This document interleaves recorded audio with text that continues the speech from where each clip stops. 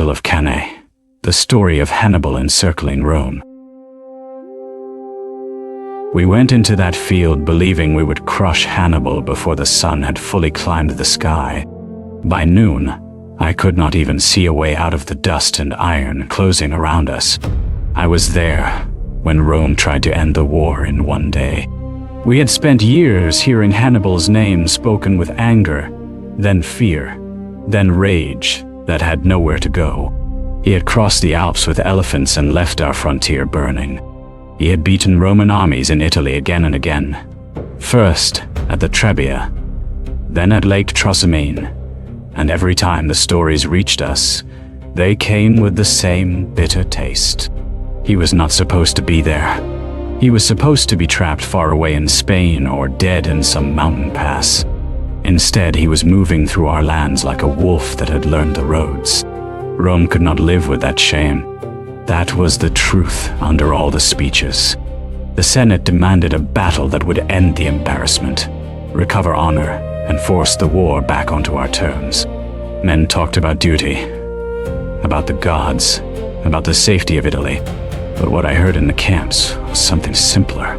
We were tired of retreating. We were tired of hearing that Hannibal was clever. We wanted numbers. We wanted force. We wanted to grind him into the earth. So the consuls brought the army east, toward the plains near Cannae, where the Aufidus River cut through the hot land of Apulia. I remember the march more clearly than I remember the speeches. Dust clung to our sweat and turned to paste on our skin. The road was crowded with men, mules, pack animals, wagons, and armor that chattered and rang with every step. Some of us were Romans by birth. Many were allies, Italian men bound to us by treaty and obligation, marching beside us because Rome had asked, and because Rome expected it. The army was enormous. No one could agree on the exact number. Some said 50,000. Some said far more. What mattered was that it was the biggest force I had ever seen gathered under one command. It felt like the whole weight of Italy had been put on the same road. Lucius Aemilius Paulus and Gaius Terentius Varro were our consuls, and they did not see the war in the same way. That much was plain even to a common soldier. Paulus was cautious, measured, a man who understood the cost of impatience. Varro was sharper in his manner, quicker to promise victory, quicker to press for action. There had been arguments in the camp, passed from tent to tent before the battle. Some said Paulus warned against giving Hannibal what he wanted. Some said Varro believed our numbers would settle everything. In the end, the army moved as armies do, by compromise, by pride, by necessity, and by the pressure of too many eyes watching.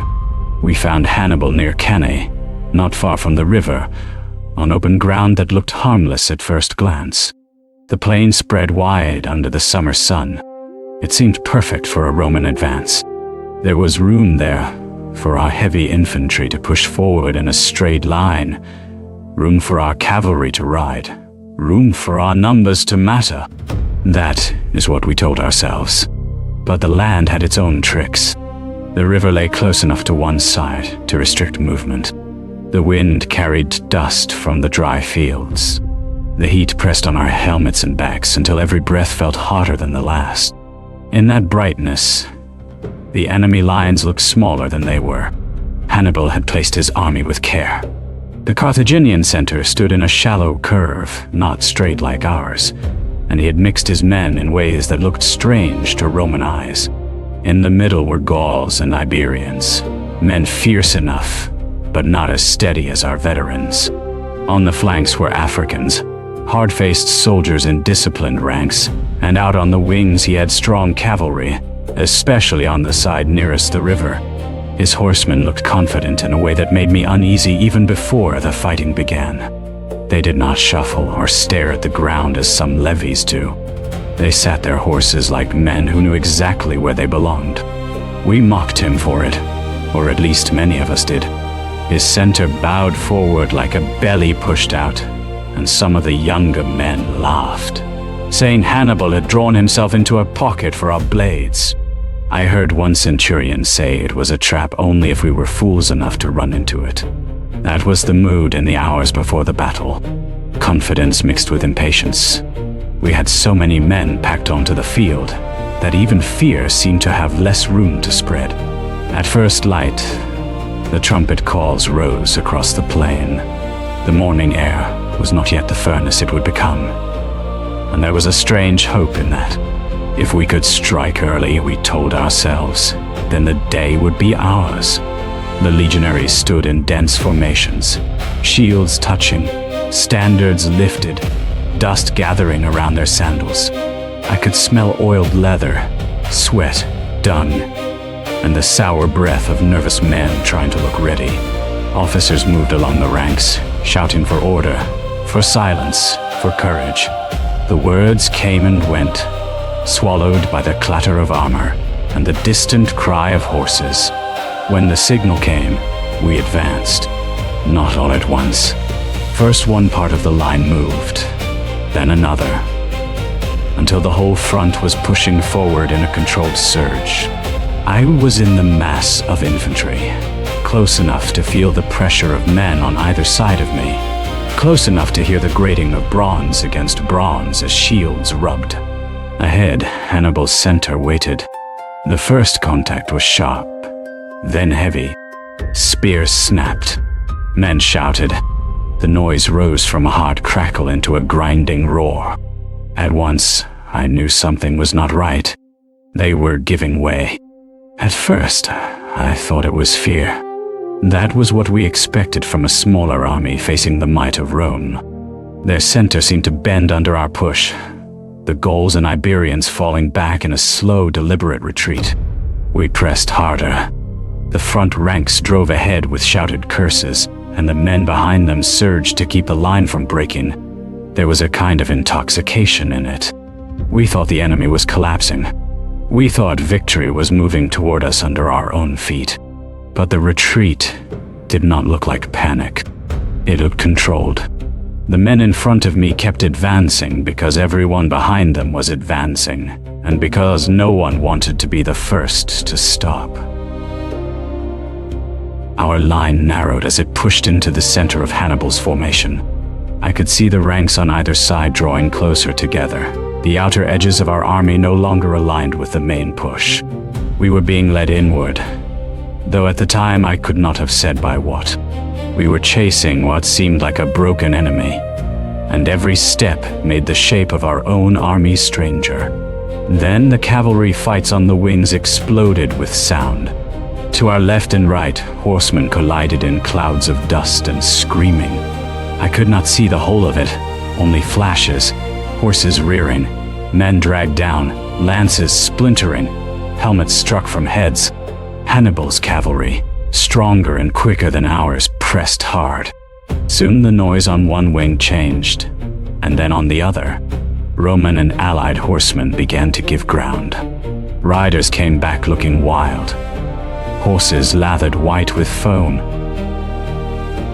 some with blood on their flanks and foam on their mouths. Men shouted that the horse was lost, that the enemy had turned our wings, that someone needed to send reserves. But in that crush, there was nowhere to send anything cleanly. Orders traveled slowly. By the time a message reached one end of the line, the battlefield had already changed. I remember turning my head and seeing, through the press of bodies, how far we had gone into the enemy's center. Carthaginian front had bowed inward under our weight, but not broken. Instead, it had wrapped around us like cloth pulled tight by hidden hands. The men on the outside of the Roman mass were no longer fighting only forward. They were fighting at an angle, their shields turning, their bodies twisting to meet threats from the side. Then the Africans came down on our flanks.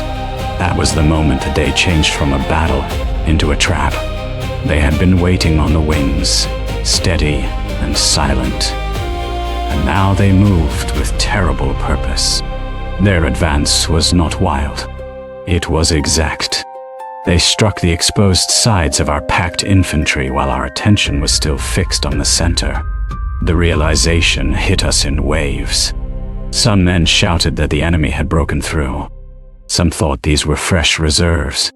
Some did not understand anything at all, and simply kept stabbing at the front of the line, because that was the only direction left open to them. I saw a friend of mine, Lucius, turn his head with his mouth open as if to ask a question. And then he vanished in the press when the men around him surged. I never saw him again. After that, the battle lost all shape. The sun was high and bright, but dust rose thick enough to dull it. The ground shook under thousands of feet.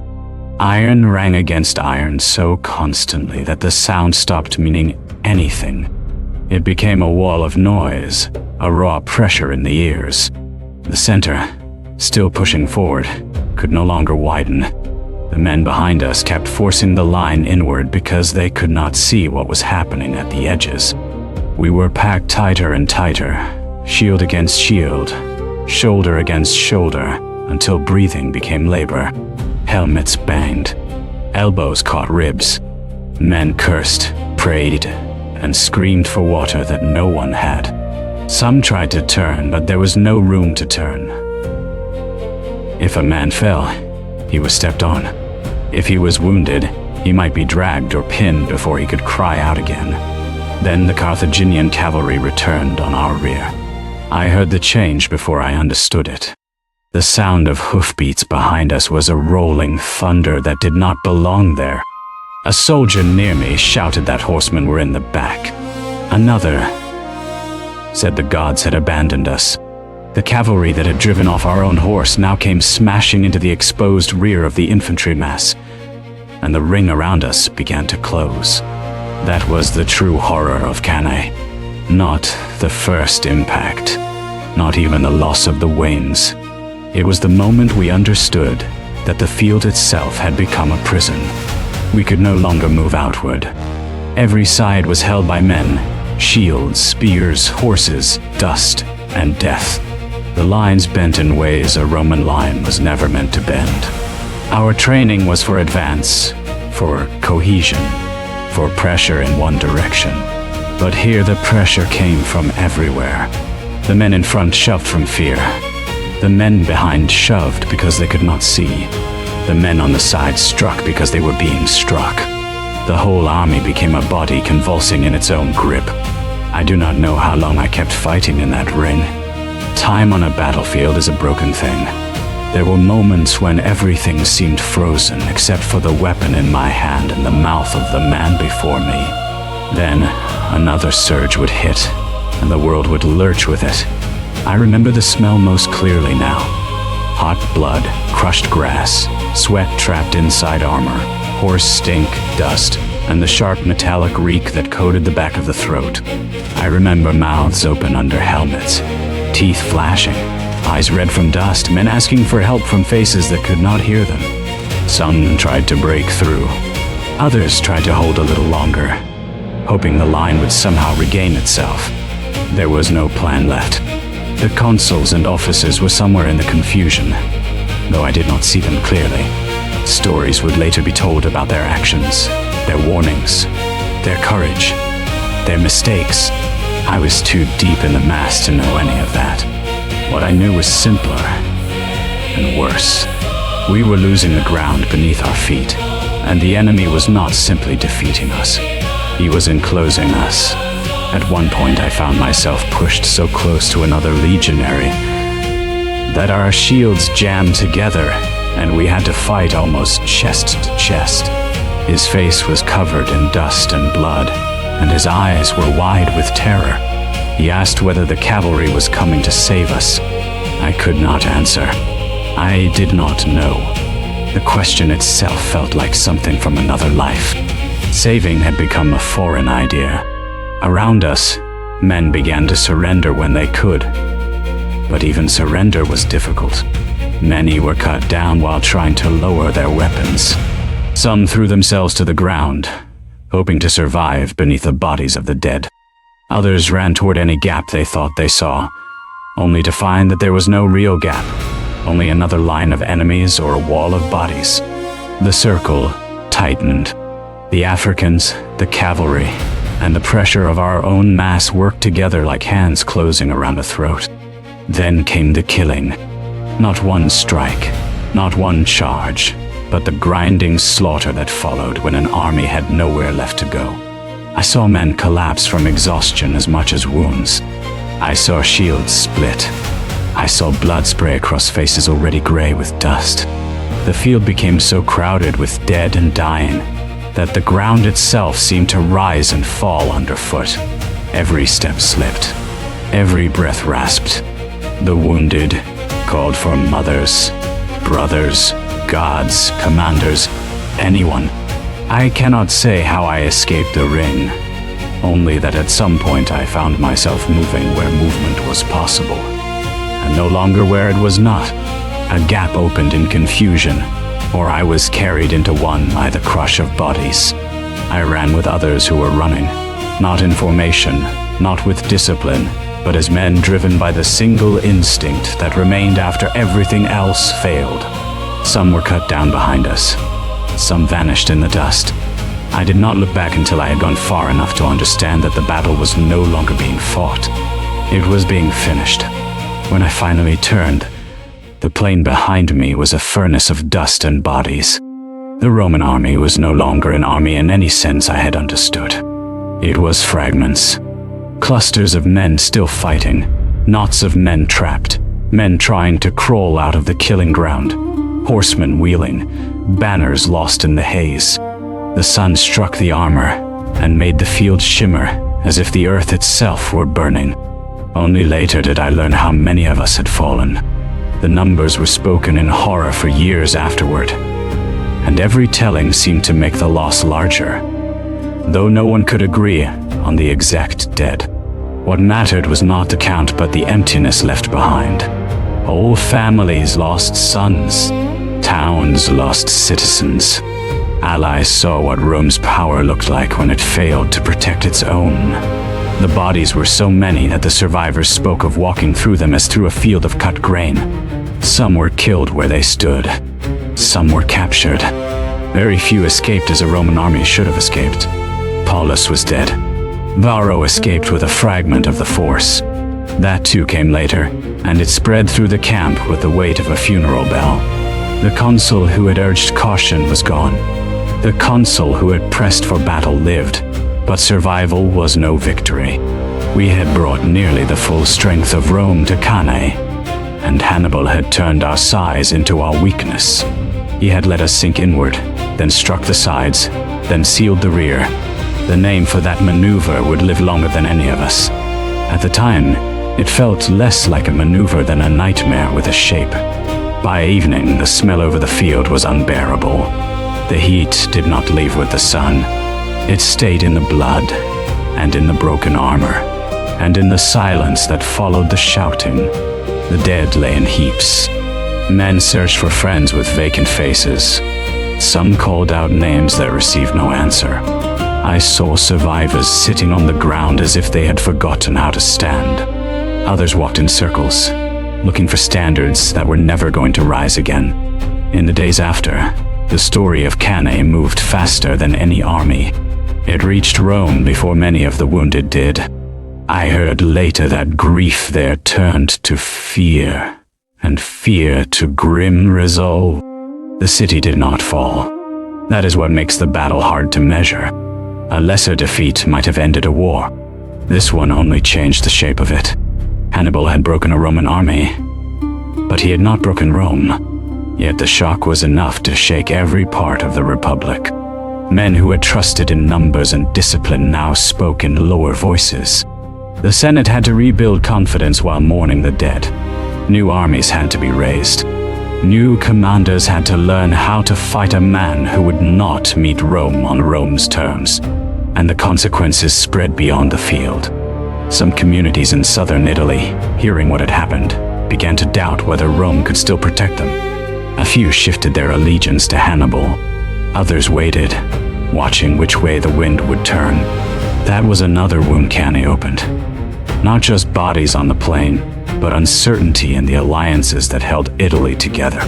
Hannibal gained hope, new support in some places, and the fame of a victory so complete that soldiers would study it long after we were dust. Rome lost men, officers, and the easy belief that a larger army always wins. I came away alive, though I did not feel alive for many days after. My hands kept closing as if still holding shield and sword. My ears rang with the memory of hoofbeats and screams. When I shut my eyes, I saw the line bending inward again. I saw the moment we thought the enemy was retreating. I saw the trap close. That day taught me that strength without understanding can become ruin in a single hour. Cannae was not just a Roman defeat. It was the day Rome learned that even an empire of soldiers could be made to bleed by a mind that saw the field more clearly than we did. Cannae became the classic lesson in encirclement and the cost of underestimating an enemy.